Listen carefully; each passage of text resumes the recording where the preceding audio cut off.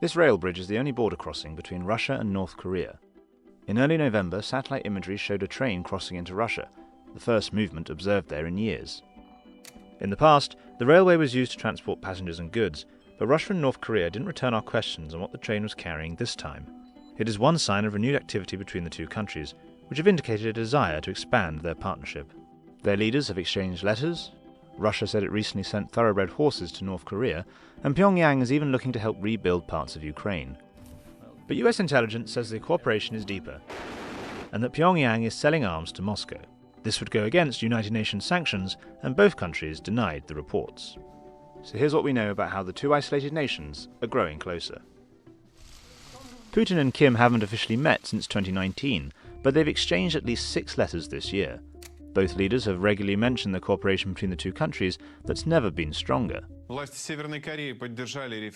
Pyongyang has been the only capital to recognize Moscow's sham referendums that paved the way for the Kremlin to claim occupied Ukrainian regions as part of the Russian Federation. On its end, Russia has blocked Washington-led efforts to enforce additional sanctions on North Korea after a recent barrage of missile launches.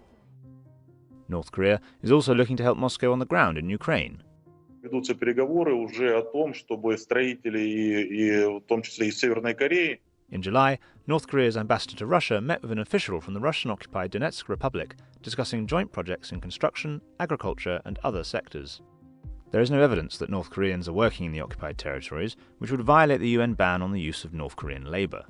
Russian officials said they looked into how to employ North Korean workers without breaching UN resolutions.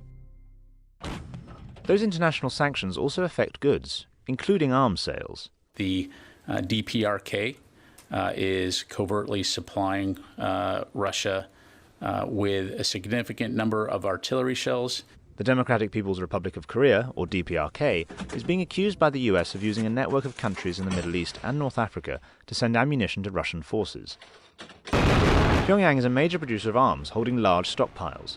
Much of it is based on Soviet-era technology and is very similar to Russian weapons.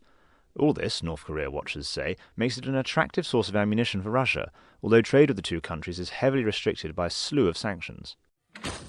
Some Western officials have assessed that Russia is running through its arsenal, as military experts estimate it fires approximately 20,000 shells per day.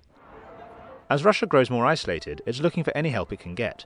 The resumption of the train traffic with North Korea, suspended during the pandemic, shows how Moscow is looking to work with its eastern neighbour.